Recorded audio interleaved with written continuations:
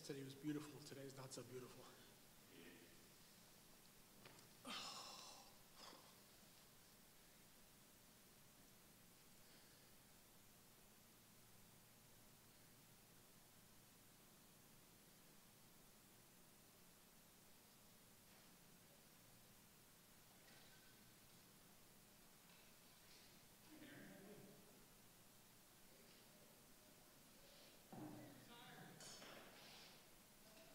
Hey, Aaron.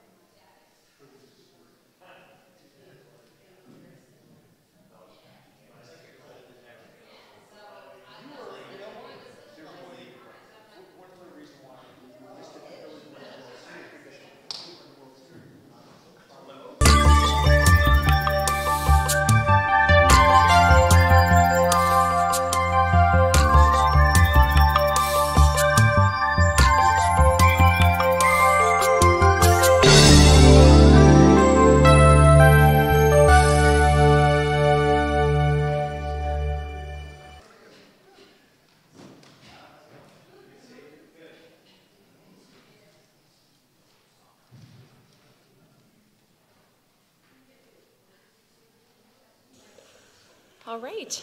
Welcome everybody to the November 1st public meeting for the Board of Supervisors, and we will begin with the Pledge of Allegiance.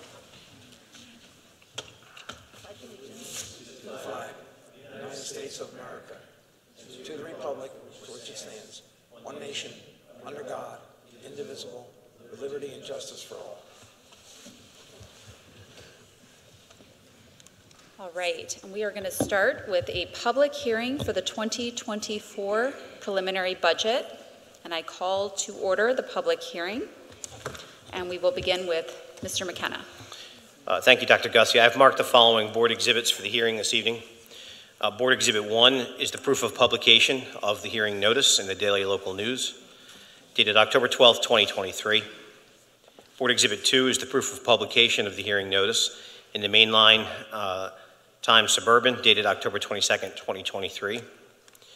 Board Exhibit 3 is the email distribution list and notification for those in the Township interested in receiving public hearing notifications.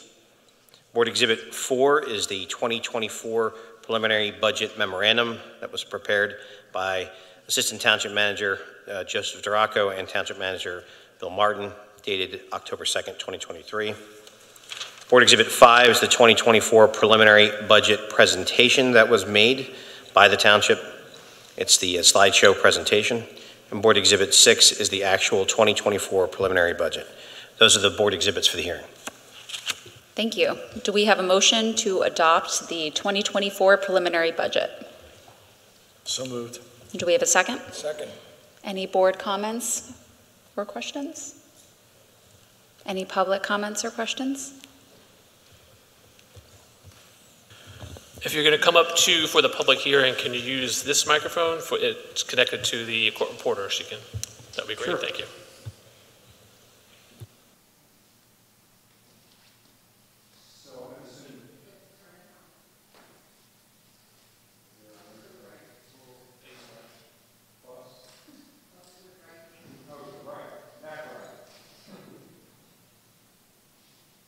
Okay. Thank you. So I assume this is the time where, since it's a public hearing, the public's supposed to speak, right? So, you sure can. It's Michael Heberg, Heaberg, and my address is 430 Margot Lane, Berwyn. So I have a few comments following up on some of the comments that I made at the last meeting, and also following up on the email that I sent to the board last Friday, I believe it was. So as I've indicated, I have concerns about particularly the general fund budget. I mean, I think that as I stated at the last meeting, and as others stated, I think that there could be some more transparency around the conversation that went on with regard to emergency services. There were two public hearings, large public meetings that went on, one I think in March and one in July, where there was a lot of discussion about recommendations that were made, staffing levels, possibly standing up an administrative staff and so forth. And basically all that I heard last week or at the last meeting was that we're going to move towards 365, 7 days a week, 24 hours a day staffing at the 3 ambulance stations.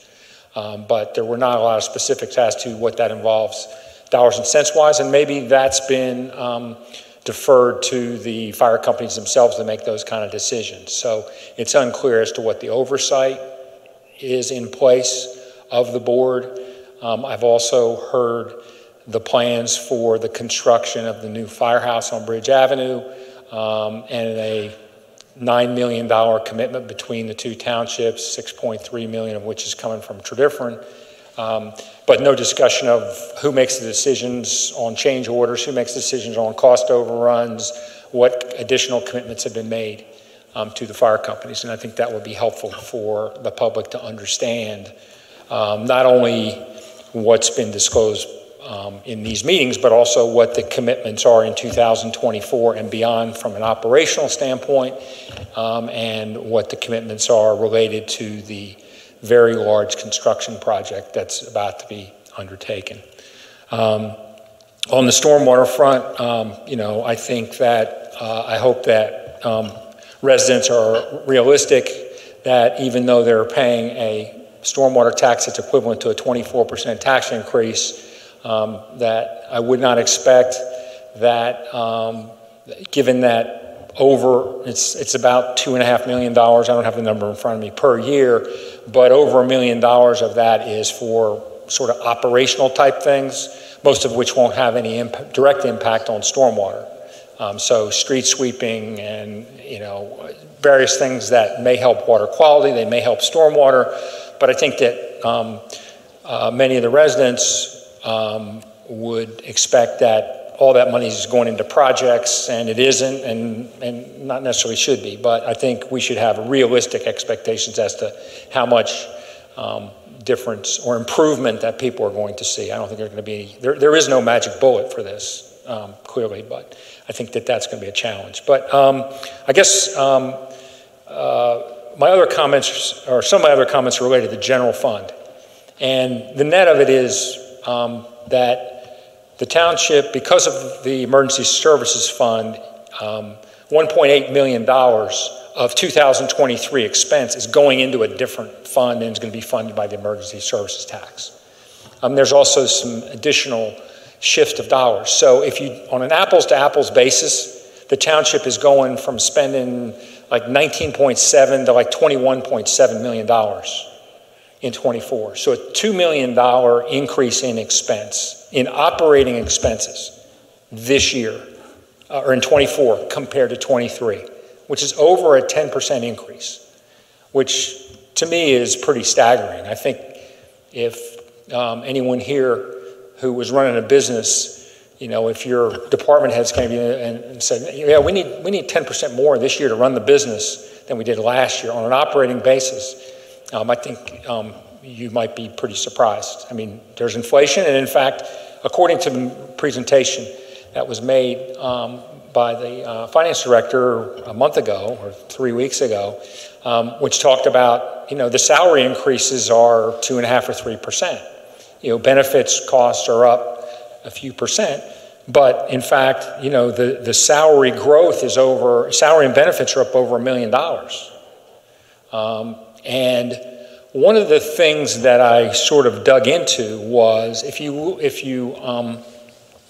because it puzzled me, like the amount of salaries were up the dollar amount of salaries are up over 6% when the average salary is up 2.5%. That doesn't make any sense to me.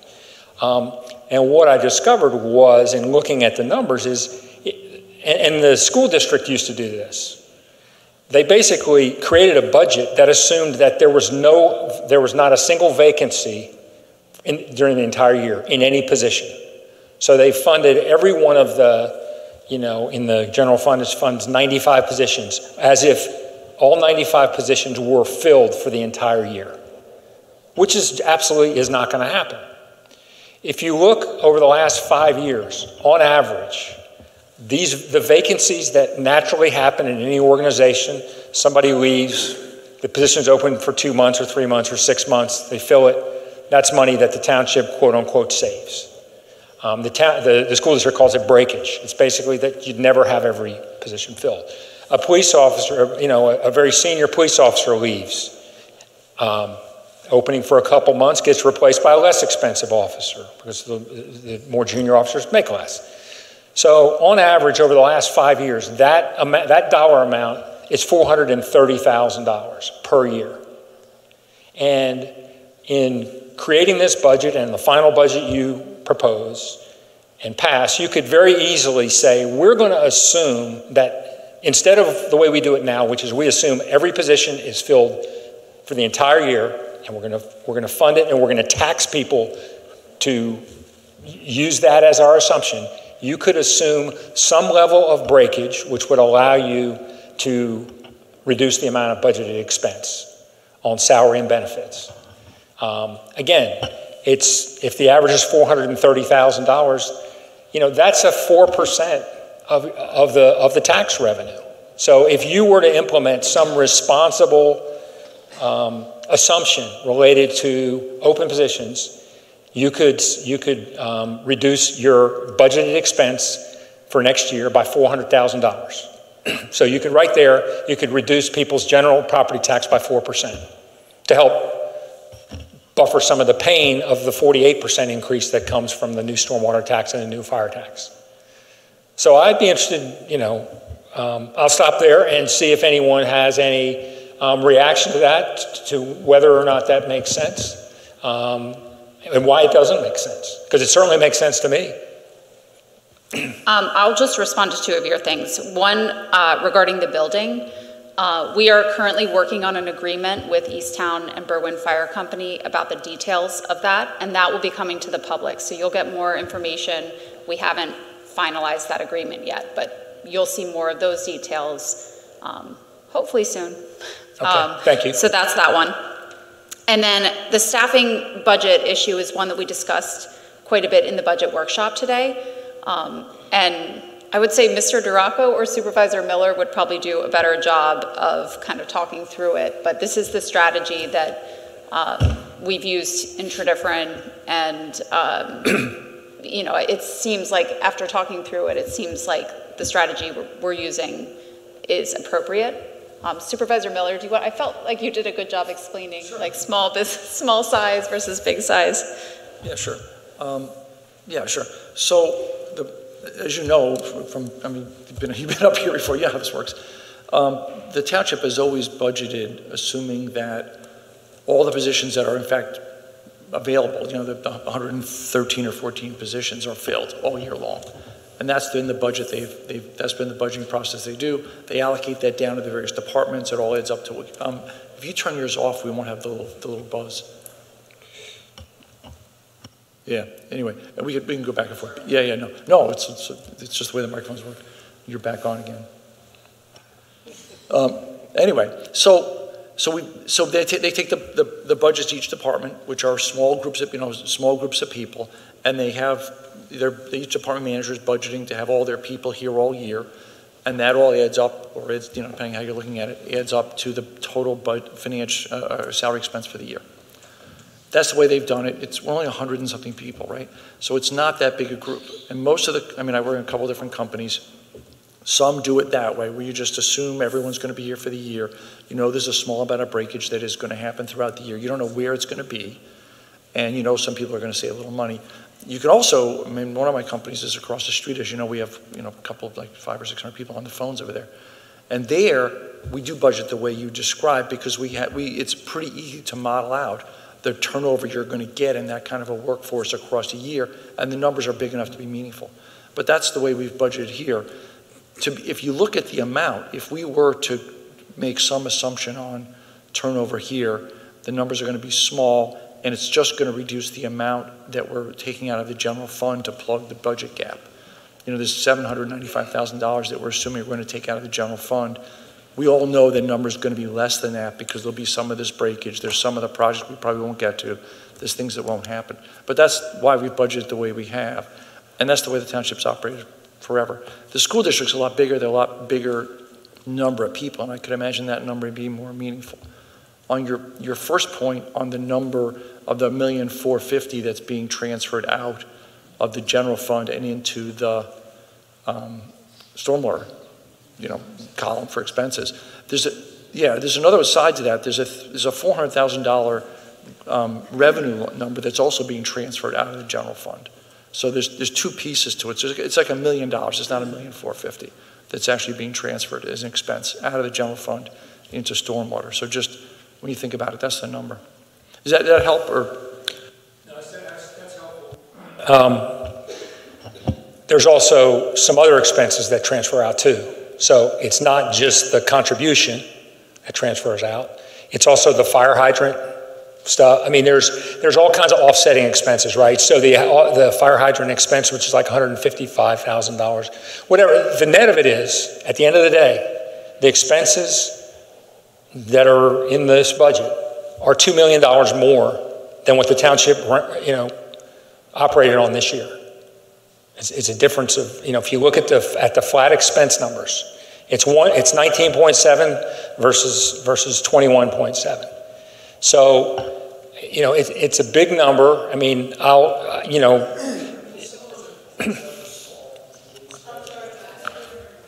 yeah, some of that's things like salt, which we didn't spend this year because it didn't snow, but we're assuming is going to snow in the 2024, you know, season. I mean,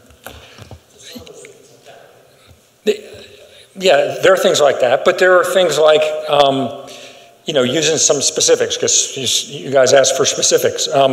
You know, professional services, you know, within the police department are up from 27,000 to 59,000.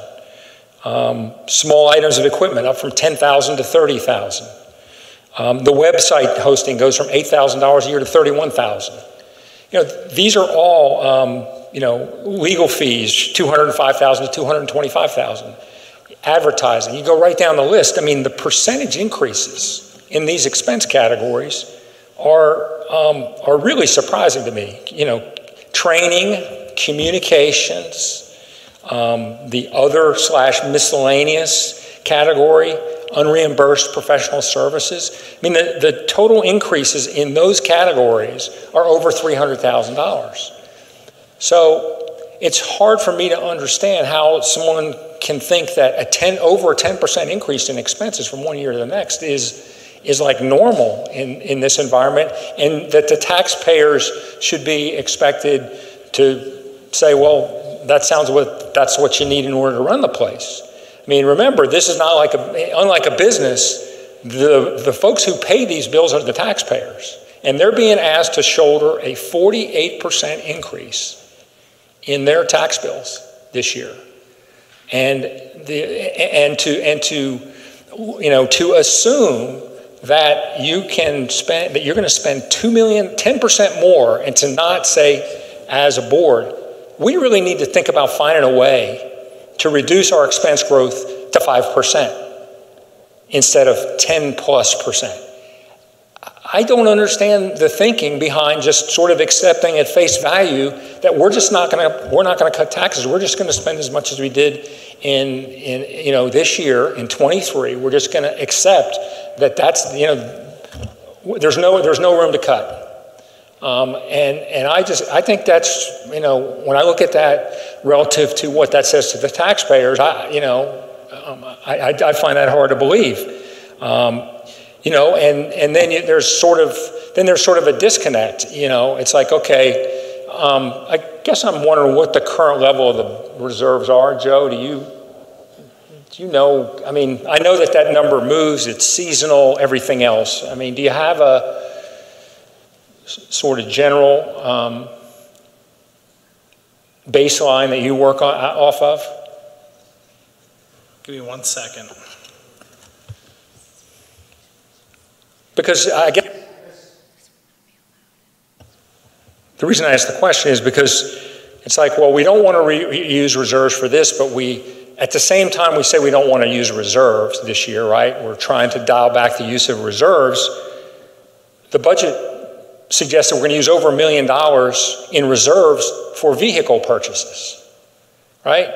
I mean, we've got over $1.5 million worth of new trucks and police cars and all those type of items. Last year, I think we spent around $700,000. So an enormous increase in vehicles. Over $1 million of it is coming from the reserves to pay for all these vehicles. And last year, so you'd say, well, and these are not, almost every one of them is not a new vehicle. It's a vehicle that's being used to replace a vehicle we already have, right? So the reason in my opinion, the reason why you would replace a vehicle that you already have is because the existing vehicle, there's a lot of repairs, and so it's getting real expensive to maintain these vehicles because we have an old fleet. Well, if you look at it, the repairs and maintenance on the vehicles in 2023 were the lowest they've been in the last 5 years. So it's not like the repair budget is getting blown out because we have all these old trucks and cars. It's, you know, that would be a rational reason to accelerate your replacement of vehicles. But if you don't have a lot of repairs, I'm not sure the value in taking a truck that's running fine and replacing it with a new truck at the cost of $75,000 or $125,000. I mean, the trucks and cars are not inexpensive, but we're going to take reserves, which we're saying we do,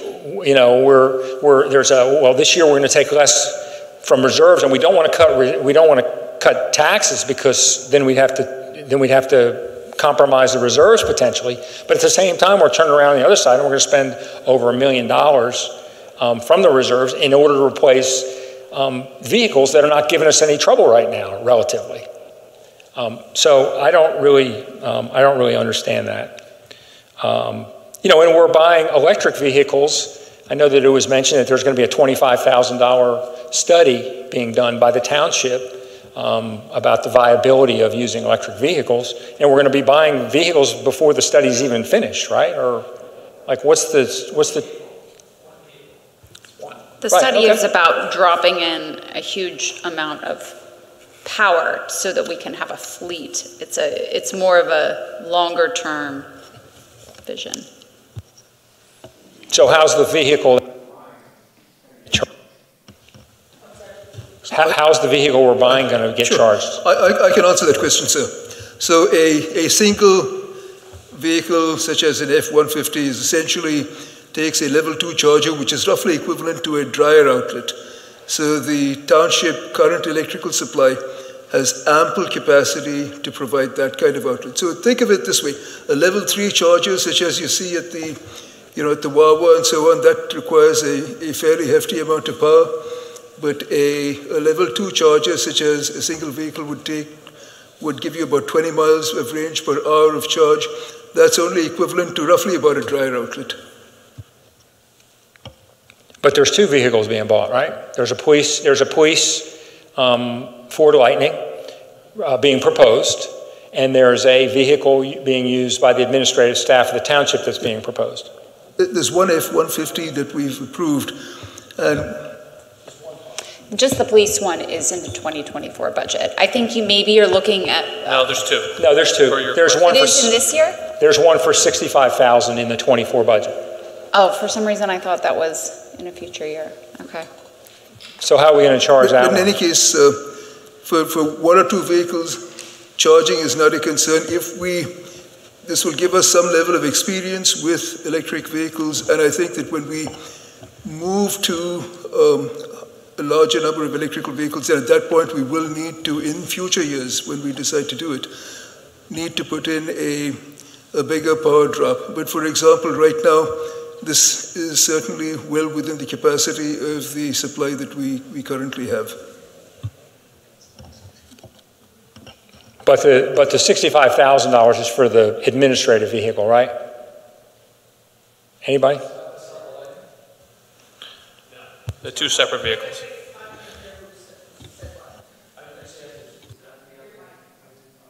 Sorry, the same problem. If you leave your thumb, it keeps going. I just asked, is that the F-150 Lightning we approved at the last meeting? They're 2 separate vehicles. One's for admin, one's for the police. Yep. I didn't know that. Thank you. So, and by the way, when I served, Hey, can I ask a question? So why? Why do we need, what's the admin vehicle? This was, so we're down a vehicle in admin. We had an employee total one, and we've held off purchasing it.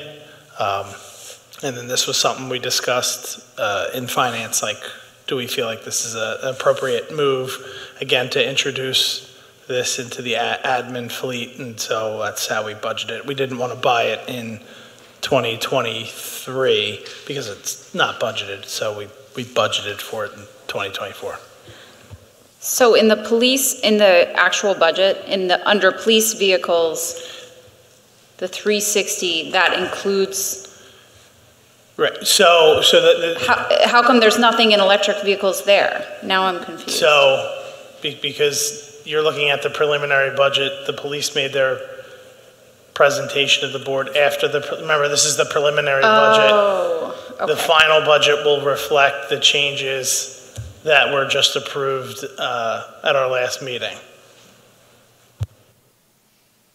Well, I think he's got a good point. Why are we buying the admin car until we do the electric vehicle study? I mean, I understand why the police want to do it. Again, with admin, again, it was what does the board want to do, and this goes towards the board's policy of wanting to add electric vehicles to the fleet. So if the board wants to change that, I mean, it's fine with us. So the better thing, Joe, I mean, this was, it was totaled. So the car was needed. And the question was, do we get an electric car? Do we get an electric vehicle? Or not get an electric vehicle? Then I had another question. I was just popped into my silly mind. Did we get any insurance money out of this?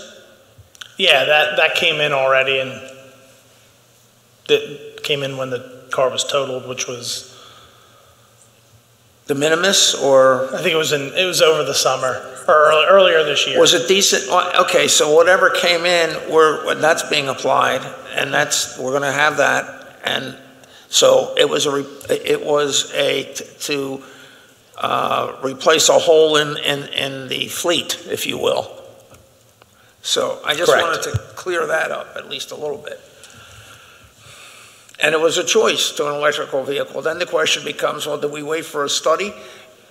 I can't comment on that. I don't know if you wait for a full board study for this. I mean, it's not like this is going to be a police vehicle that they're using to apprehend criminals. So it might be a good use for that to see how things work out. The thought process that we had in introducing this was after we complete the feasibility study, if it's determined that it's too costly of a program, or the board just doesn't want to move forward, we still have the capacity to at least have one electric vehicle for administration, knowing we could, the power supply can support it.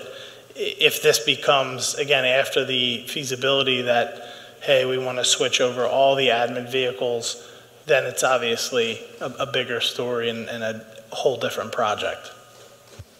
Yeah, so I can actually jump in on that a little bit. So there was actually a study proposed, and I opined that it was premature to do that study because that study talked about what it would take to set up an infrastructure for the whole township, and it seemed it's more appropriate to do one vehicle, see how that works out.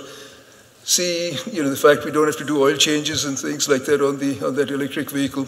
And one vehicle is something, or even two vehicles, a small number of vehicles is something we can easily charge with the existing infrastructure. And then based on that, we can then decide what it takes to get the additional electrical power from PECO is essentially the one who'd have to put in the drop, and then to take that. But that's not something that we're ready to do at this point. We're doing that incrementally. Well, I would suggest understanding that, in my experience, these admin vehicles get driven about 2,000 or 3,000 miles a year. Anybody going to say that's any different than it was when I served? Yeah, it depends. Yeah, so code inspectors or engineering assistants might be out more, but on average, yeah, they're not being commuted or these are not heavy traffic vehicles. I mean, I know that the ones we got rid of one vehicle that was 10 years old and had like 19,000 miles on it when I served. I can remember. So they hardly get driven, right? I mean, maybe the code inspector might drive 4,000 miles a year, but these are really low. They're not driven at all, right? And so beyond the charging issue. But if what we're trying to do, is be environmentally responsible, buying an EV that has a lot of negative environmental impacts to produce the battery and then driving it for 12,000 miles in 8 years and getting rid of it is really not a very good environmental choice either. So I would suggest that the analysis of this should not be, and this, I don't think you have to hire a consultant to do this, is how much do we drive these vehicles? It doesn't make sense to spend $65,000 on a vehicle that's only going to be driven 2,000 miles a year. Even though it may look like we're being responsible by owning an electric vehicle as a township, it may be you may be more responsible by buying a hybrid and putting that in the fleet or whatever. So I would suggest that it's, that we take a look at, how much are we driving this vehicle, and is an EV the right choice given the application of it within the township's operations? So nothing stops us from repurposing the vehicle after the first year. When we get it, we want to use it a little bit, see what it's like, get some experience, but after that we can certainly move that vehicle into, it's a pickup truck. And a pickup, you're talking about the Ford F-150? No, sir, I'm talking about the admin vehicle. It's a totally different thing than the truck. I'm talking about the admin vehicle, which is going to be driven by the staff, to go to meetings, things like that, which is not a heavy use. Sure. No, at this point, right now, that's a budget item. We haven't made the decision to buy it yet. One of the things we've discovered in vehicles this year is we've been forced sometimes to, when we needed vehicles, for example, with the police, we really would like to get hybrid vehicles because they serve a lot of fuel. They actually save us about half the fuel because police vehicles spend a lot of time just sitting around. But the vehicles were just not available. So to some extent, the purchases, when we actually make them, would be made by what is available. And at this point, I think that we have no way of predicting what the availability of vehicles is going to be like in 2024. We can just make reasonable guesses, and that's what we're doing. Yeah, I would just say that we should be buying the right tool for the job as opposed to what we think makes the right statement for the township. And I don't know how much these admin vehicles are driven. I don't know all the details here. Unfortunately, I should. I thought that 65,000 was the F-150 Lightning, so I didn't know there were two vehicles in the budget even. But I would suggest that the staff look at what is the right tool for the job to get it done cost effectively. And if that's an electric vehicle, then that's the right tool. And if it's a hybrid, that's the right tool. And if it's a gas car that only drives a couple thousand miles a year, that's the right tool. But we should do what is best. We should spend the residents' money as we would want to spend our own money. And that's, I think, the message we should put here. The police, I understand. They put a ton of miles on these cars. So getting an electric vehicle for the police to start getting the experience with it, even though we haven't done the study yet, I think makes a lot of sense for them to get the experience with it, because eventually I think that is going to be where they're going to be going once those vehicles are available and they're pursuit rated and all that stuff. But for going out for a couple thousand miles a year, it's hard to imagine it makes sense, but maybe it will. I'll just add that we did have a little study that was free. The one that there was a small electric vehicle study for the police fleet and possibly for the admin fleet. Do you remember? That was a couple years ago, and that was I think, or a small cost about a year or two ago, and it was to swap out essentially our police and admin for Teslas, I believe was the program. Yeah, so it wasn't exactly what we would do, but I think it did give a good idea of, the cost analysis and that point of saving money and things like that. It was helpful information, but we weren't ready at the time to jump. So we do have some data, to support some of this. I would like to say that I agree with Mr. Heberg about the admin car, and with Mr. Miller, Supervisor Miller as well, about the admin car, especially if it's driven so few miles. $65,000 is really a lot for a car. It's more car than I have, and I have a really nice car. So for a car that's not going to be driven that much and it's not being used in police work or anything like that, I think we should, if we want to go something with more environmentally friendly, go with something hybrid, but not with the electric vehicle. To me, it's like, going out and buying a $250 KitchenAid mixer if I'm only going to bake a cake twice a year. I don't need the KitchenAid mixer. I'm just going to use the hand mixer and mix it myself. That's just too much for the use it would get. So I would ask that we go back and seriously look at that as well. Thank you. Yeah, I think I could be in agreement for the admin car for the township. I'd have to understand how many miles. I really liked Chief Beatty's explanation for the admin car for police and the need to get that in and see how it works in the fleet. So I definitely support that. But I also thought that 65,000 was the police admin vehicle. So I think we have a little confusion. So thank you for bringing that to our attention. Mr. Heberg, I just want to take a chance here and go back to your emergency services question. You're saying, okay, we're spending a few more dollars. We're taking, I think it was 482, I forget, we're adding 482.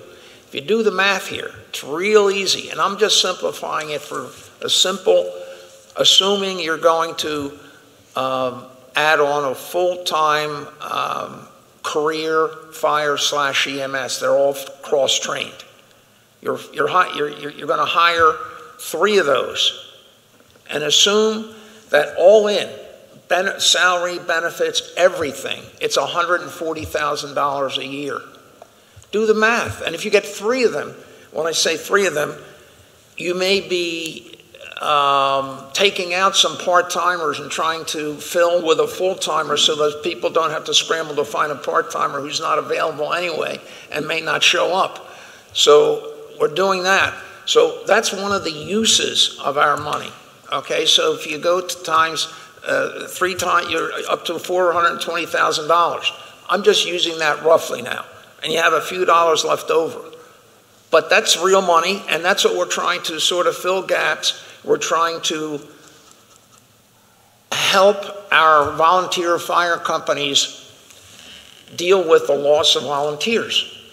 So this is real personnel money to keep everybody operating and working with volunteers to make sure that the trucks are full with working fire folks, fire or EMS folks, and in addition, as Julie said, to have the 3 ambulances at the 3 stations, 24/7, 365.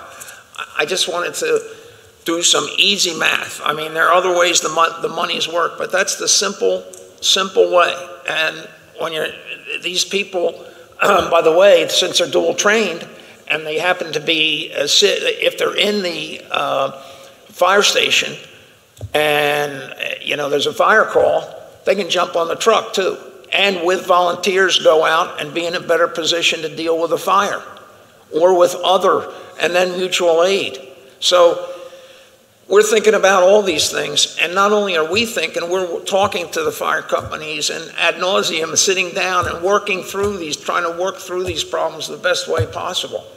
And that's that. And as far as you said that we'd be spending $6 million and some change, there's RAC P. We're getting RAC P money too, $2 million there. So it's not going to be, when we're all down to it, I think it's going to be it's certainly going to be less than $6 million or whatever the number for us, because we're getting several millions of dollars RAC P money. I've heard talked about, I don't know if the money's there now, other federal monies coming through Chrissy Houlihan. I don't know if it's there. I don't know if we can count on it, truthfully. Until you have the letter or the check, you don't have it. We know about the RAC P money, but I know it's not $6 million coming from us. So. All right, I'll respond to those couple of things. I'm just asking the question. We don't have any clarity on what the increased staffing was, Murph. There was what you just said was more than I've heard so far, that it's essentially adding 3 full-time people, right? What we heard was it's getting us closer to 24/7, 365. But okay, so what it is essentially 3 fully loaded FTEs. Okay, that's more than I knew before. I don't know that was described before, and so I appreciate that detail. And I haven't questioned the commitment of the money to the fire companies and the fact that there's a volunteer issue and that they need more money and so forth. You didn't hear me question that. The $6.3 million, granted, that's going to be Tredyffrin's contribution to the initial construction budget, right? And if $2 million is coming from the feds and more money is coming from other grants, great, right? But we're gonna budget at 6.3, and anything else, anything we get is gonna reduce our 6.3. The question I'm asking is, who gets the cost overruns? Who's responsible if it's, instead of 9 million, if it's 9.2 or 9.6? That's my question, and I think some clarity around that would be helpful. I'm sure you guys are thinking about that. I'm sure hopefully Mr. McKenna or whoever's handling the legal end of this is protecting us.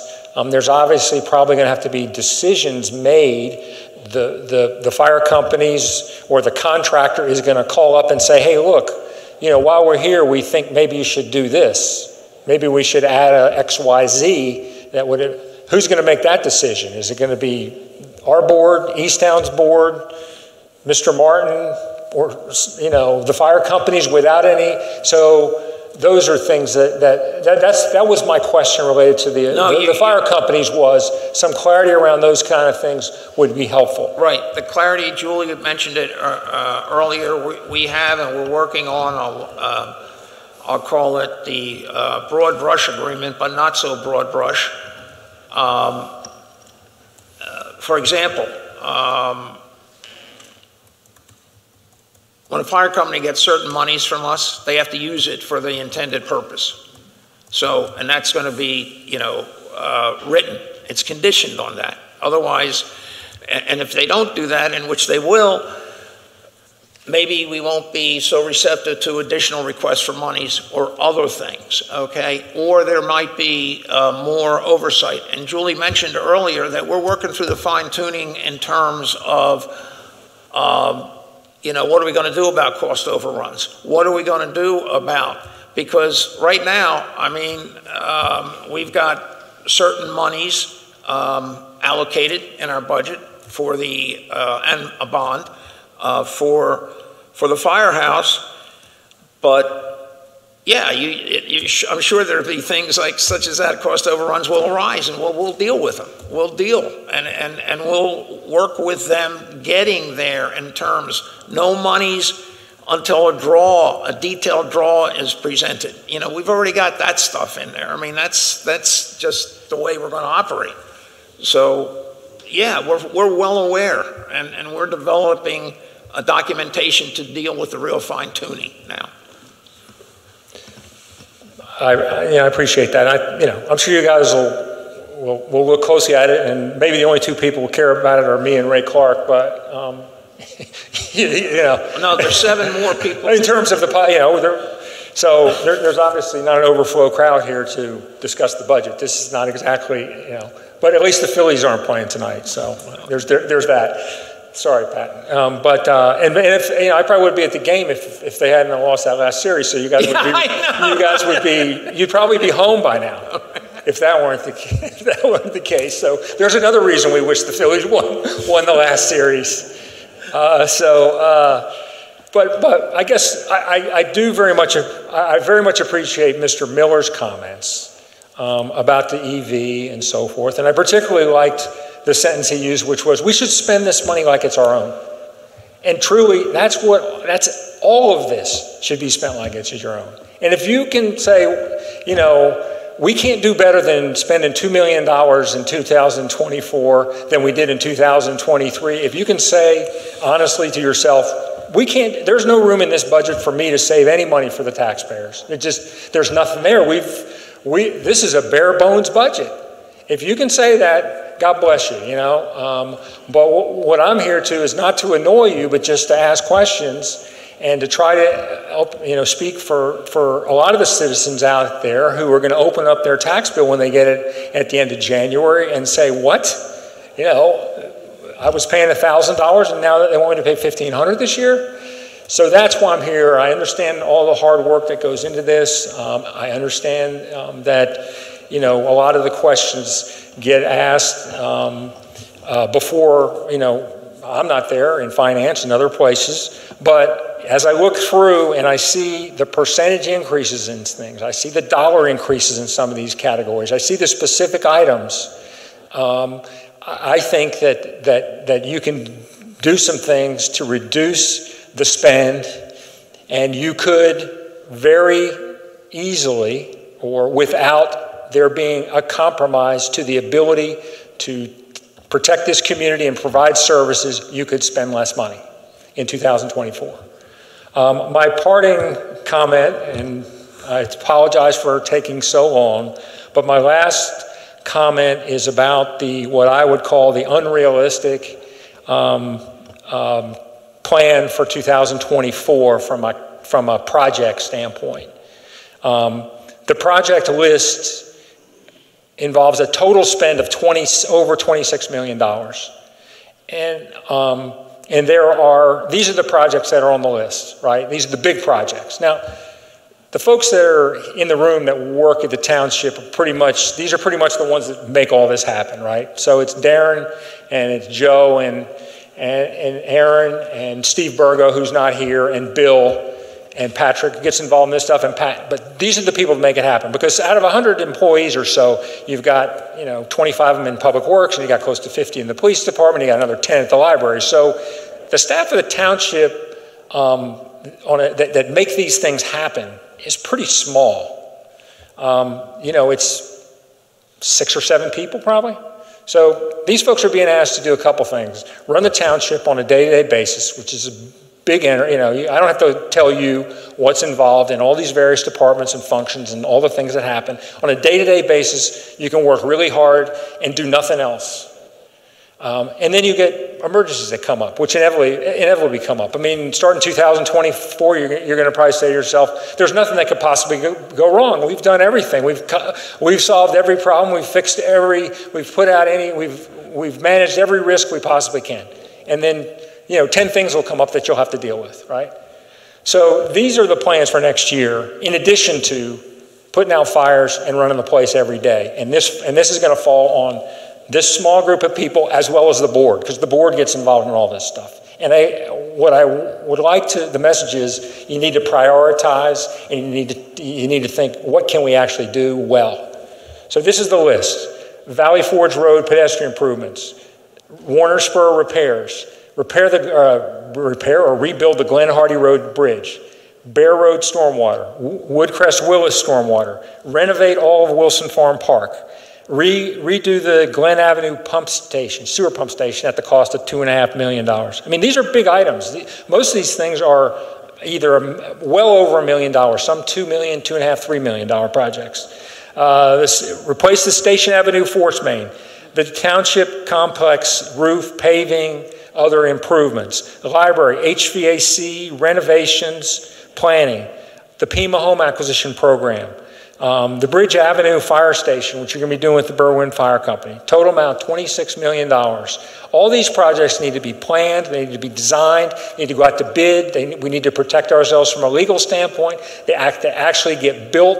There has to be oversight, inspection, final sign-off, grants need to be secured for these things. I mean, this real list is crazy to me. What I would suggest you do is, let's figure out if we can do 5 of these things well, maybe next year, and then the others, we're just not going to get them done. But you put a lot of stress on yourselves and on these folks if you go into the year planning to do all this. All right, thank you very much. I encourage you next year to go to the budget workshop. There's a lot of opportunity to really dig into the details there, so take advantage of that next year. Well, the thing is that the public, I think there was 3 or 4 people at the citizens at the budget workshop this morning, and I think that the citizenry of the township does have the ability to listen to these meetings, and they do get the opportunity to hear some more input from some of their fellow citizens, and that's why I think that maybe it's not a bad idea for folks to ask questions at these meetings, and try to help reveal some of these issues, and I hope that I just want to put it on the record that I think you guys can reduce these costs, and I think we can do better. I think we can reduce the size of the tax increase for 2024. Excuse me. Thank you. Excuse me, Chair Gussie. I must comment, unfortunately, just on the list, not on your final statement there. The list, I mean, I recall there are about 7. First of all, you mentioned on that list, is Wilson Farm Park, which is a huge project. Well, we're still waiting for the federal money, and that's a project that's not going to be done then. But you know what? It is going to be done at some point when we get the money. Probably not next year. And there are a couple.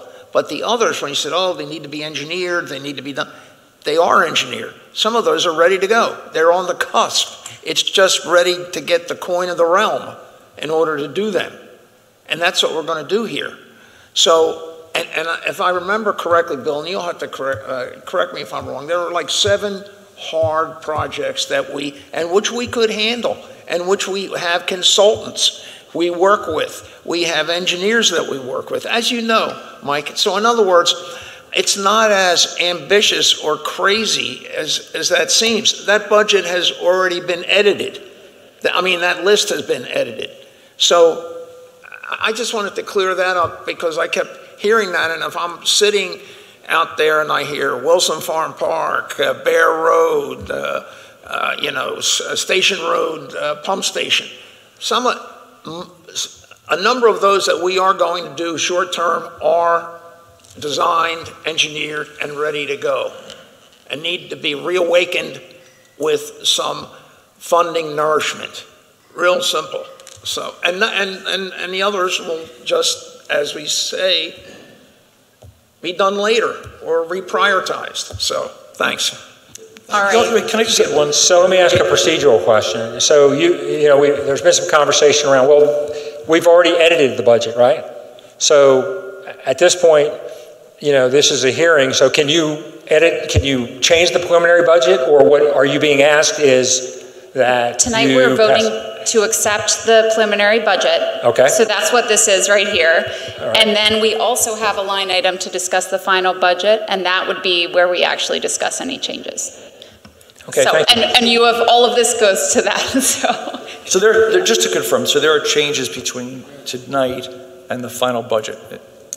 There are already some that I'm sure Mr. Draco, we'll talk about, like the police car is not in there.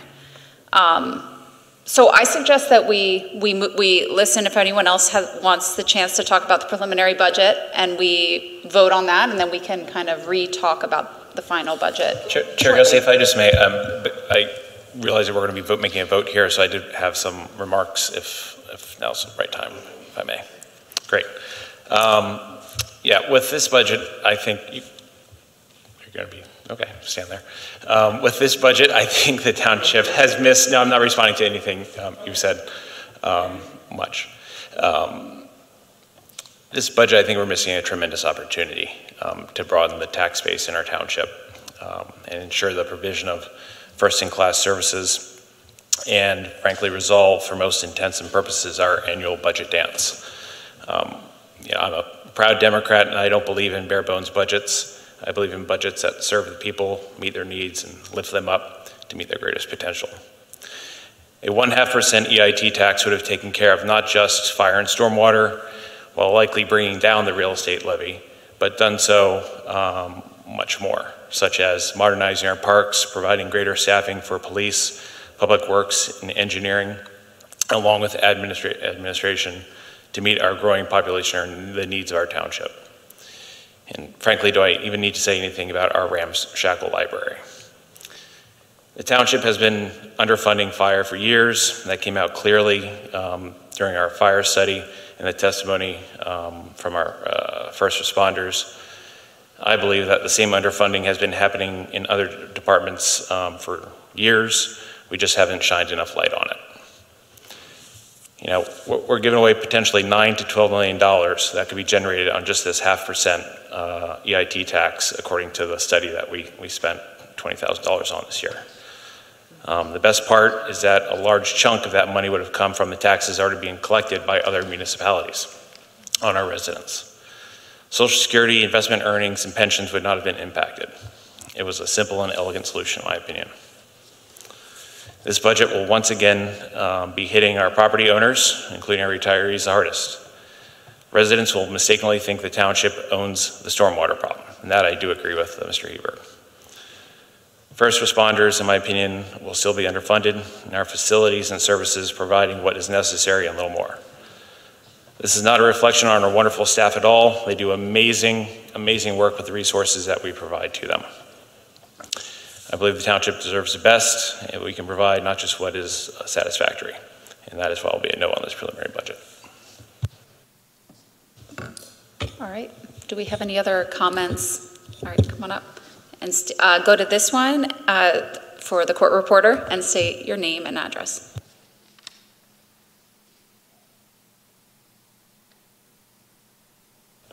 I think it's the face with the mouth.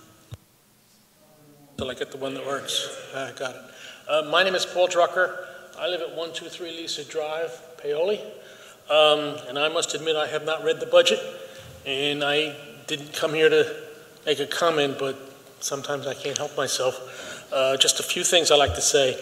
As an aside, if we're talking about spending $60,000 on a car that's used 2,000 miles a year, maybe we ought to consider having the employees use their own car and pay them mileage, or maybe use Uber.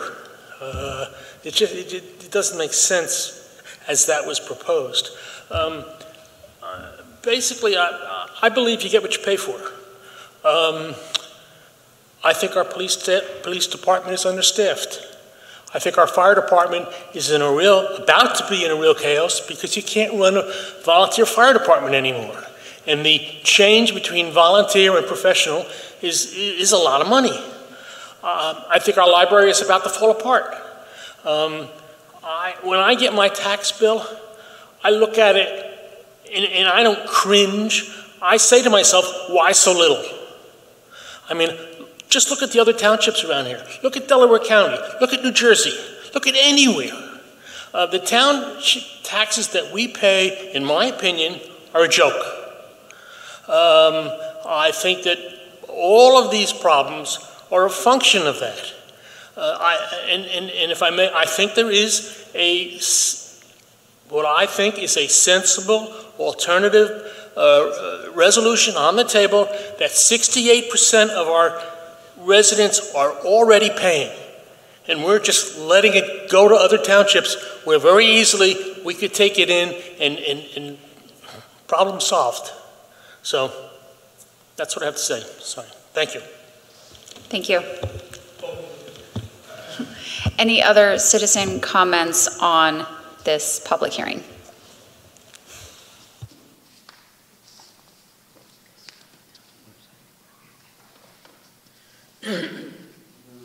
Here, that's it. Not to take much time. Oh, sorry. Ray Clark, 1564 Overlook Place in Malvern. Mike Heberg had some excellent points, I thought, and I would definitely encourage you to look very hard at the preliminary budget and the opportunities along the lines that he suggested as you go to the final budget. There was one thing that struck me in particular, and it's very easy to accept in conversation with staff or whomever, all repairs and maintenance are getting very onerous. That's why we have to buy new vehicles. But you actually look at the data and repairs and maintenance are not going up. They were down over the budget. And I encourage you to really press hard on those simple assumptions that are easy to make and make sure they're supported by the data. Because maybe you really don't need the $1 million of vehicles that are in the capital budget. And even though, just finally kind of summarizing, where Mr. Drucker may feel he's not paying the taxes that he ought to be, I don't know that that will be the universal reaction to our commercial users, for example, our commercial owners, when they get this 50% tax increase. And I'm kind of worried about what might happen to assessment appeals when everybody sees this very major increase that might encourage them to go through that appeal process, and we really won't get the money that we're expecting. And I guess that goes to Mr. Holt's point about alternative ways of raising revenues from the township. So, thank you. Thank you. Any other public comments? All right, we will move to the vote. This is a roll call vote. Supervisor Miller? Aye. Supervisor Humble? Aye. Supervisor Holt? No. Supervisor Wysocki? Aye. Supervisor Freed? Aye. Supervisor Basker? Aye. And I vote aye. Motion carries, and I will close the public hearing. Thank you. And I will call to order the public hearing, and we have just one announcement tonight. What did I say? Public hearing? Sorry. Halloween last night. I'm on a candy hangover. In observance of Veterans Day, Township offices will be closed Friday, November 10th. Now we move to a motion to approve minutes of the October 23, 2023 public meeting. So moved. All right, do we have a second? Second. All in favor, say aye. Aye. Aye. Anyone opposed? Motion carries. We move to Township business, and the board met in executive session prior to this meeting to discuss legal and personnel matters. It's been suggested that I move B and C ahead of A, so I'm just going to do a quick little switch here to get a couple things out of the way. So we're going to move to the motion to approve Stacy Stone to the Library Board of Trustees. Supervisor Basker. So, thank you. So, we have a couple of vacancies on, sorry, I'm supposed to make a motion at this point, right? So moved. Are you asking for a motion should or we have for comments? All right, now you may comment.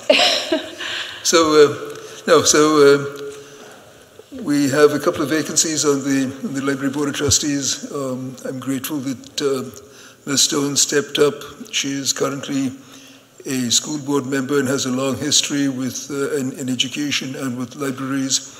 And I'm very impressed with her credentials, and I'm very proud to make a motion to appoint her to the Library Board of Trustees. All right, and we have a motion and a second. Do we have any other board comments? Do we have any public comments? All in favor say aye. Aye. Aye. Anyone opposed? Welcome, Stacy. All right, next we have a motion to appoint Marion Murphy and Kristen Dormuth as the Willistown representatives to the Library Board of Trustees. Supervisor Basker. Do we have a second? Second. Do we have any board comments? Sure. So just by way of explanation, the Tredyffrin public libraries, actually Willistown does not have their own public library, and they make a small annual contribution to the budget of the Tredyffrin public libraries. And as part of the agreement with Willistown, they get to appoint some members to the library board. And currently, Marianne Murphy and Kristen Dormuth are Willistown residents. They have been approved by the Willistown Board of Trustees to the Tredyffrin Public Library, and certainly they've attended library board meetings. And at this point, it's our job, just the way the formalities work, the Willistown supervisors, basically nominate them, and then we have to confirm that nomination because it's a Tredyffrin Public Library. So therefore, that's why we should. That's why I'm going to vote to confirm them. Sorry. All right. Do we have any other board comments? Any public comments? All in favor say aye. Aye. Aye. Anyone opposed? Motion carries. All right, now we will go back to A, to the 2024 final budget discussion. Mr. Duraco. Thank you, Madam Chair. Just as a reminder, I'll go over the process from here after we, since we just have approved our preliminary budget to where we get to a month from now when we approve the final budget. At our next meeting, the board will need to vote to authorize us to advertise for the public hearing on our ordinances, which we will need an ordinance for the budget itself, and then we'll need an ordinance for the millage rate as well. So because of that, tonight is really the best chance and the last chance to really go over the budget and make any potential changes that the board wants to see. And then what happens generally is I'll come back at our next meeting and I'll go over all the changes that we've made from prelim to final, and then hopefully the board is satisfied and can authorize us to advertise. So with that, I'm happy to, I guess, start the conversation about the electric vehicle. Again, that solely is and actually, and Aaron reminded me, the car was totaled in August of 22, so we've held off a little over a year on replacing it. But with changes in staffing, we need this vehicle. And again, the board has this green initiative and green goal and policy, and so that's been in it was in the preliminary budget. The $65,000 includes a charger like we have at the library as well. But to answer Supervisor Miller's question, again, we're happy on a staff level going any direction the board wants us to go in. So if the board wants us to, go with a Explorer like we have been, we're fine with that. But also we'll follow policy and goals and go with an electric vehicle if the board chooses to do that. And I would ask for your feedback. Let me jump in on that, since I've been one of those speaking up for electric vehicles, which is that since this is a low mileage vehicle, which is something that I did not appreciate, I suggest that we make the budget something more reasonable for like a hybrid vehicle. No, I'm not quite sure what an appropriate budget number is, because I know that, but maybe dropping 20,000 or something like that off the budget. Yeah, I can get I'll have the final number for the final budget. Just so we're clear, so also hybrids are very difficult to find. So if we're doing that, I wouldn't mind budgeting for that, but it will come back, obviously, for flexibility purposes at some point during the year if we can't secure one, because we do need it. We're replacing Steve's former position, and we're bringing on another codes person, so they need that vehicle. So we'll try our best, but I'm just telling you the market for hybrids and municipality level is pretty hard, but we'll give it a shot. Yeah, so just drop it to something reasonable. I don't think that a low mileage vehicle, warrants an electric vehicle. Yeah, I'm going to just repeat what I said earlier, which is you guys need to spend the money as if it's your own and make decisions that reflect, the best use of the taxpayers' money, so you get the right tool for the job. So, if it's a low mileage vehicle and it's not going to go very, let's be reasonable here. I think the police were pretty understanding when they budgeted for hybrid vehicles and they couldn't get them and came back with a proposal. So, we're pretty open to hear that also.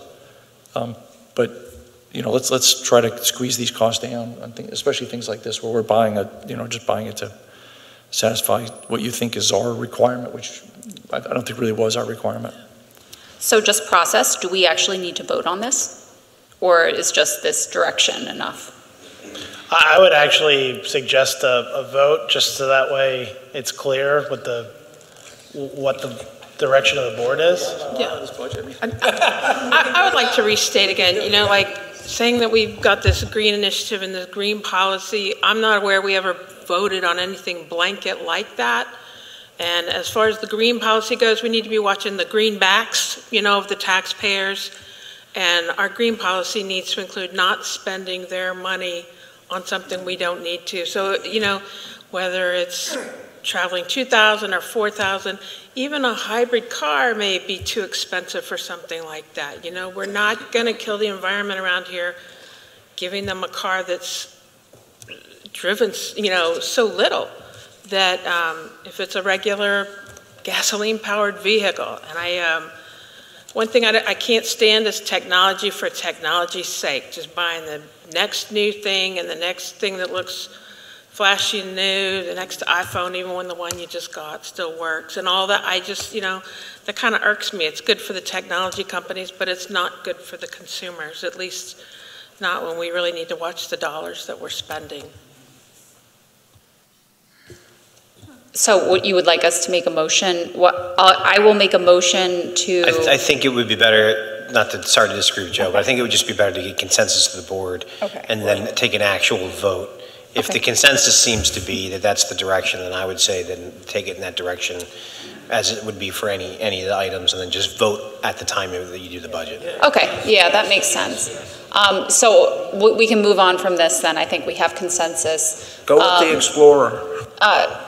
Mr. Duraco, can you just take us through any changes that you know of since Yeah, I had thought the police one was that one, so the police vehicle will be added. What else do you know is going to change between the preliminary and the final? There'll be a slight reduction in salaries and benefits, just again, based on final numbers. We'll have some there.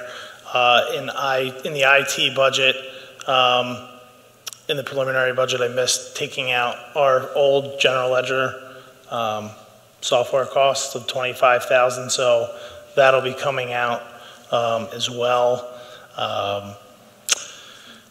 In terms of revenue, I'm looking at adjusting the interest revenue. Again, we're getting a few tick-ups in interest as well. So just going back and looking at my assumptions there.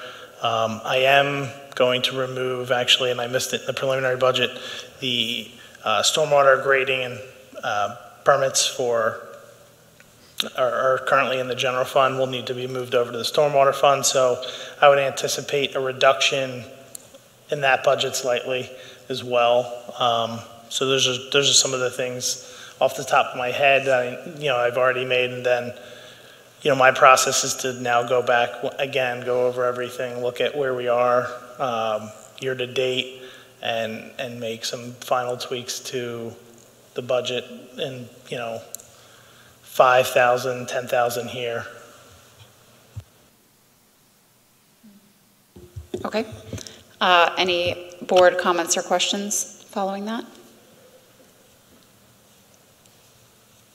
Okay. Any public comments or questions? And I think you can come to the regular mic now. Does that, yeah. Yes. Just going back to this whole car thing, there was a comment about you spending township money as though it's your own money. And I'm thinking, if I have a job that needs me to be just like pottering around Tredyffrin, and not driving onto construction sites or anything particularly onerous, I might look at an electric car. It is so zero maintenance, and I would think you could probably get one cheap. So I encourage you not to make any arbitrary decisions that electric is bad, but to have the township and the user of the car come up with like a recommendation and based on what's available and what's not. But certainly don't necessarily rule out electric because maybe low mileage around town is what an electric car is really good for. Mr. Clark, to your point, when you're talking about if the user were to use their own car and submit for mileage reimbursement, I don't know how much the IRS allows now for mileage reimbursement. It used to be 55 cents per mile. $4,000 times 55 cents per mile is $2,200 a year. And that's considerable savings over buying a $65,000 car or even a $40,000 car, whatever it might be. 5 years, it's barely spent $10,000. Yeah, I mean, my point was not so much about whether or not we should have reimburse people for their own cars. It was more the decision-making process. But if the township wants to reimburse individuals, I would be fine with that too, if it makes sense. So generally, our insurance company would frown upon personal use of vehicles. You can do it, but they frown upon that just because of obvious reasons. Yeah, this is for people that, inspectors that are going to go on construction sites. They're not going to want to use a personal car. And that, it's part of attracting, that's one of the packages that we need them to be able to get on those sites. So that's why it usually is an all-wheel drive vehicle. Yeah. All right. And I definitely do encourage Joe to go through this preliminary budget with his fine-tooth comb to look for opportunities. Well, it sounds like Joe's done some of that, and so my question is, to the extent you find more things, where's the money going to go, right? So he said interest income is going to go up, salaries and benefits are going to go down. There's going to be some tweaks which are going to result in a better financial situation, right? It's going to be, we're going to spend less, a little less, and we're going to bring in more revenue. So if it's few $100,000. If you use my idea of the breakage, you know, the decision that you all have to make as a board is, to the extent that our financial position for the 2024 budget improves, what are we going to do with that money? Are we going to use it to reduce taxes a little bit to buffer the pain of the citizenry, or are we going to put it someplace else, or is it just going to disappear into the ether, or we're going to use fewer reserves? I mean, so that's the question, and obviously this is kind of like the speak now or forever hold your peace moment, apparently, in terms of the budget, because you guys are going to vote, you know, you're going to set the tax rate, the way I hear it, next month, so, or at the next meeting. So, so I guess that's my question is, you know, is there any conversation or discussion to be had at the board level at this point as to, okay, it looks like our position has improved a little bit from where the original preliminary budget was. You know, what are we going to do with the money? And is there the opportunity for us to sharpen our pencil and create some more savings, like, for example, you know, changing our assumptions when it applies to personnel? So you might be able to come up with $500,000 or $600,000 better result that was in his preliminary budget, and maybe you could understand that every $100,000 is a 1% change in taxes. So if you saved $500,000 by taking some of the better revenue numbers, some of the lower expenses numbers, you could cut people's taxes, their general property tax, by 5%. $100,000 is a 1% tax rate. So I just offer that, and you guys may want to, I mean, if you're going to talk about it, I guess the place to talk about it is here. So. Yeah, I believe that if as the tweaks change, that will change the tax rate slightly, maybe, well, depending on how much. It won't change. I think it's hardly any, I don't know what the numbers come out at. So right now we're using $795,000 in reserves to balance the budget. And so, at least for me, and what we've talked about in the past, is that the first $795,000 of savings or improvement in the financial condition, whether it's revenue or expense savings, would just reduce the amount of reserves we take before we would actually have any discussion about tax changes. That was how I was looking at this. I don't know what the rest of you guys were thinking.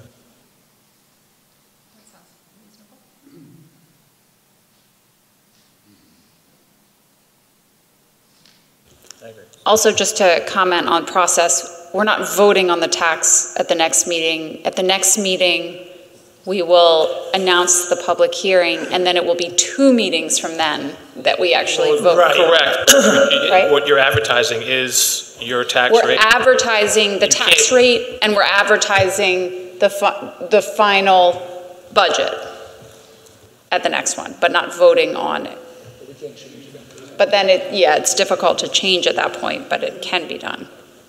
So can I ask a question, guys? So are we asking Joe to go through this budget again with a fine-tooth comb? I think he's gone through it pretty carefully, but are we asking him one more time, like, can you turn over the rocks and squeeze this pretty hard and see if there's any other money? I mean, there are increases in supplies. I mean, you and I have talked about this a couple times. Obviously, some of them are shockingly increases in cost. I mean, they just are. Is that what we're saying, or what are we, as a group, directing Joe to do here? Yeah, I mean, I think that was our direction from the first. I think that was our direction from the coming into this meeting, is what I had heard. Yeah, I thought that's what I just wanted to make sure. But yeah. That in public, so okay.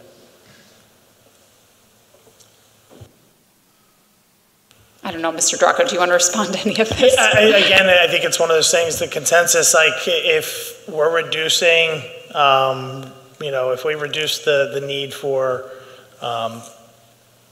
reserves, essentially, if we went from, as Supervisor Miller said, you know, needing 795,000, do you want to I can reduce I mean, realistically, it would have to be over 100,000 for it to make any sense, but that's you know, it's 1%. You would just need to keep your reserve at 795, and any reductions to the budget would then reduce the millage rate. You know, I think what I'm asking, I think I'm looking at my fellow supervisors and asking, I think the consensus is that we would want to reduce the use of reserves first before we adjusted the millage rate. Is that? I mean, I think, Sharon, that's what you're sort of nodding. That's what I want to do. Yeah, that's what we're all saying, is we would continue to reduce the millage rate as opposed to touch the tax rate for now.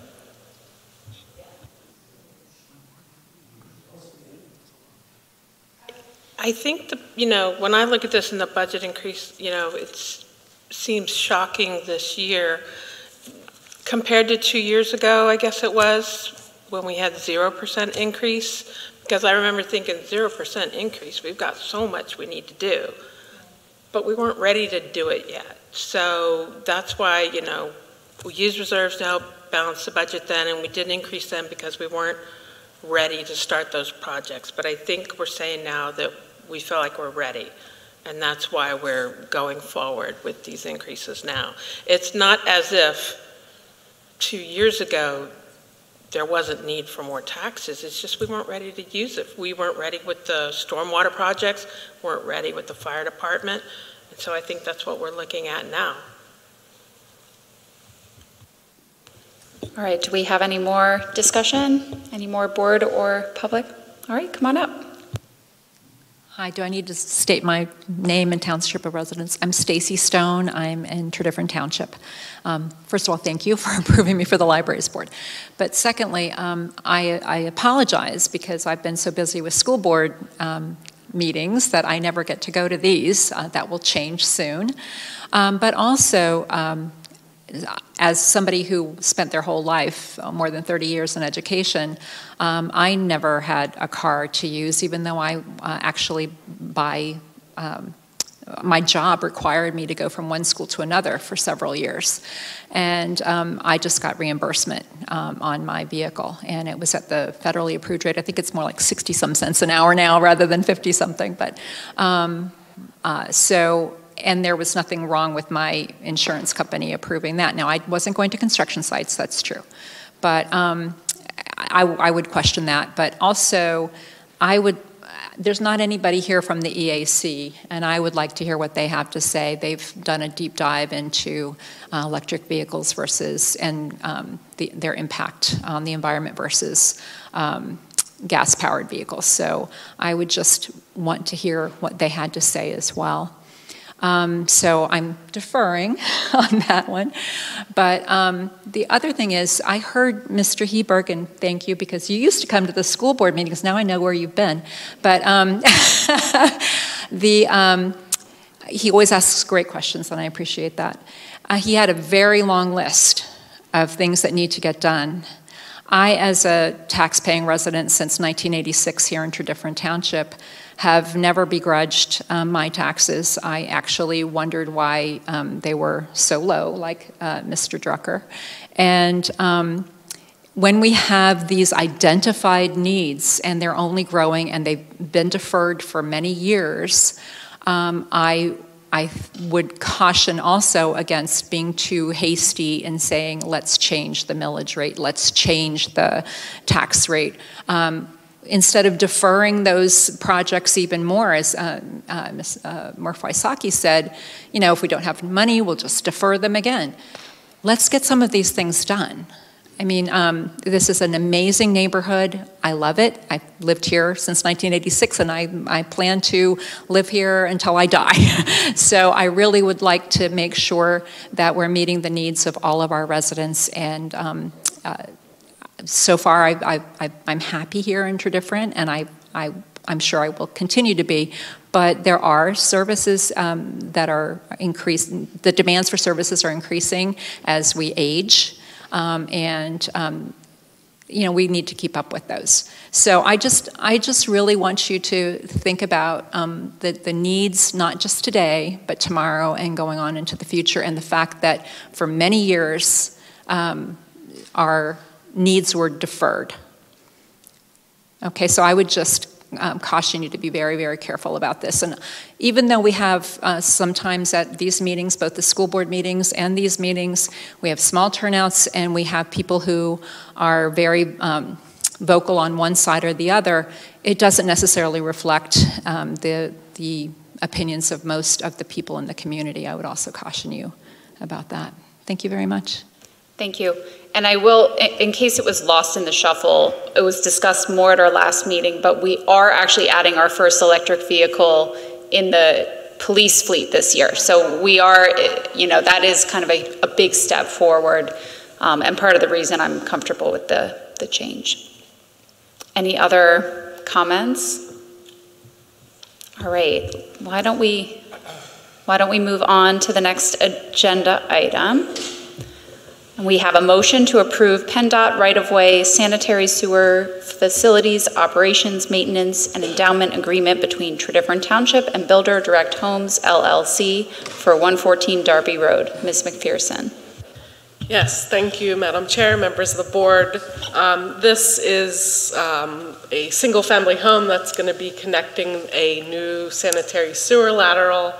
That lateral, or the main, is in Darby Road, so we need to get a PennDOT HOP permit.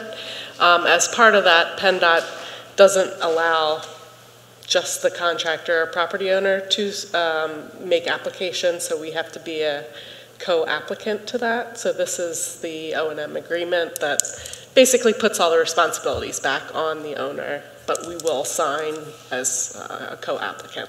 So we request that the board authorize the O&M agreement. All right, thank you. Do we have a motion? So moved. Do we have a second? Second. Any board comment?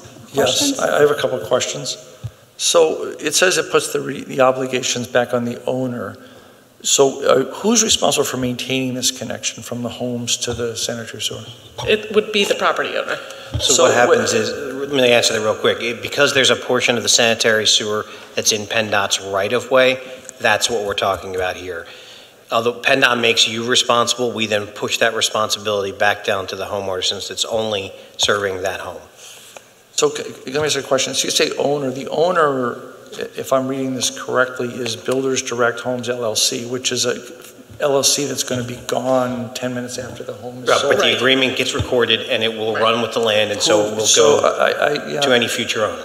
That's great, except the recording is at the owner's cost and expense. And as you know, we have many, many situations in Chesterbrook where no one recorded anything. Well, this will be recorded. So how do we know that? How do we know that's going to happen here? Well, yeah. We handle all the recording for your documents, and by we, I mean not just the township. I mean my office actually does the recording. So the permits, the UNOs, nothing's going to get done until this is recorded.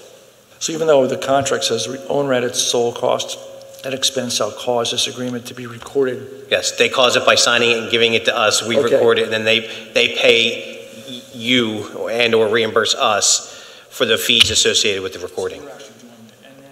And that's going to carry then from there to whoever purchases it? Whoever the owner of the home is. And how will the owner know this? Well, this document is recorded, so it will show up in their title report.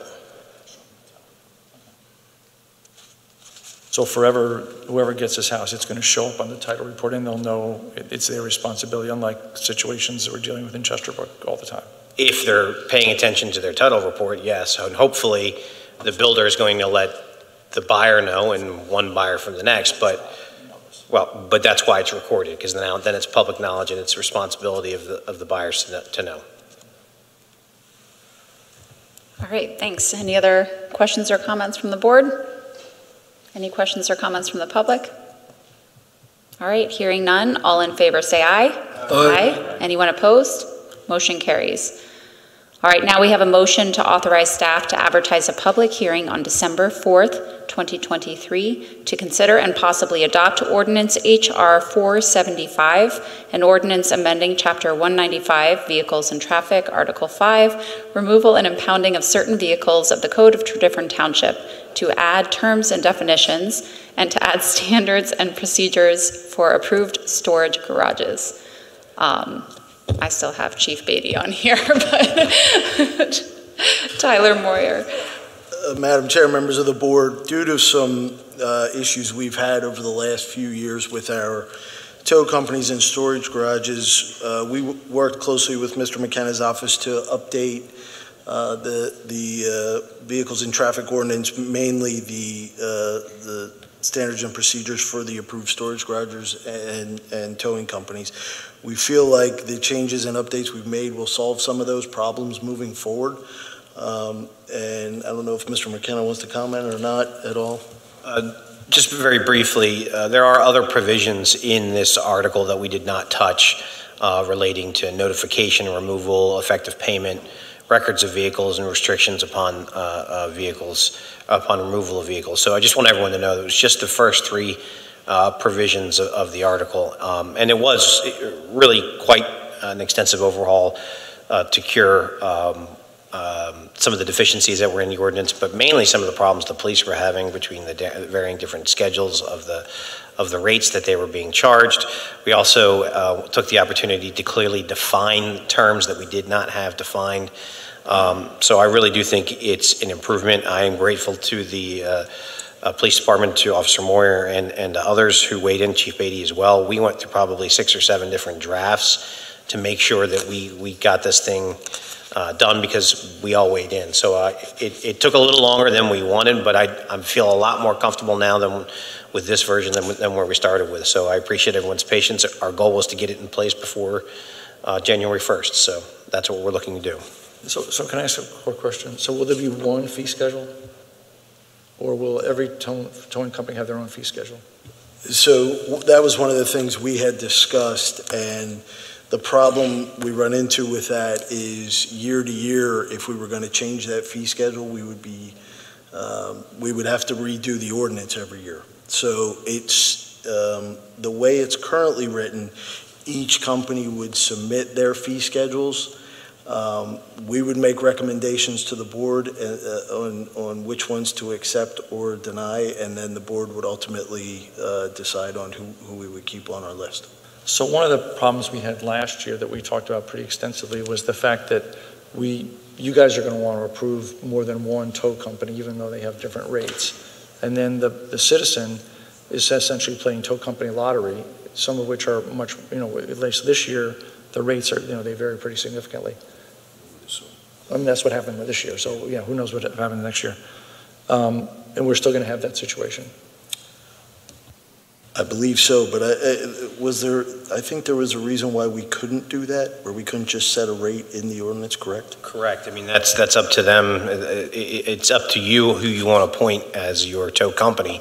So I think that's going to be part of the recommendation that the police are going to make, is to try to cut down on that issue.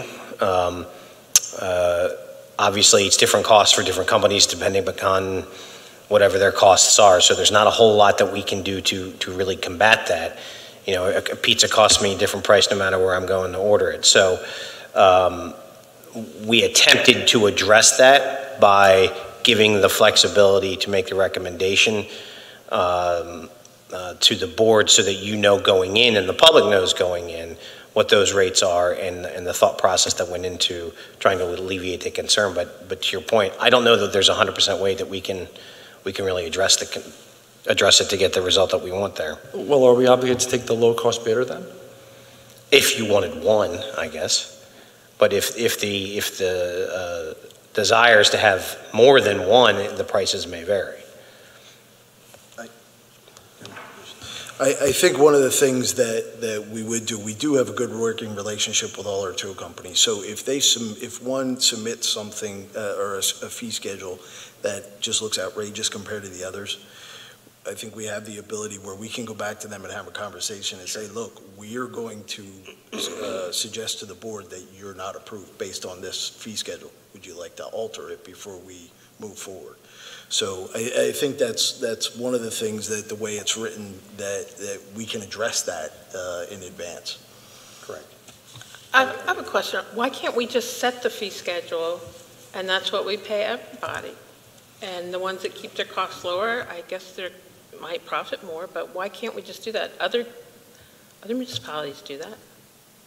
I'm not aware of, I'm happy to look into that, but that was not our charge with the ordinance. I'm not aware of the legal authority to set the rates for that. I would be concerned about it to be like telling my trash hauler what you're going to pay. That's going to have to be done through an RFP. If we're going to have one provider, I think that's a little bit different. But I don't know. I would want to discuss that with the chief to make sure that we would have legal authority to do that first. We can set the rate we pay our attorneys, can't we? Of course, but that's professional service. It's a completely different scenario. Well, all right. All right, thank you very much, Lieutenant Moyer and Pat, Mr. McKenna, for all those details. We don't yet have a motion, so why don't we start with, do we have a motion? So moved. Do we have a second? All right, do we have any other board comments or questions? Okay, do we have any public comments or questions? Hearing none, all in favor say aye. Aye. Aye. Anyone opposed? Opposed. All right, one opposed, and the motion carries. We will move to new matters. Do we have any board member new matters tonight?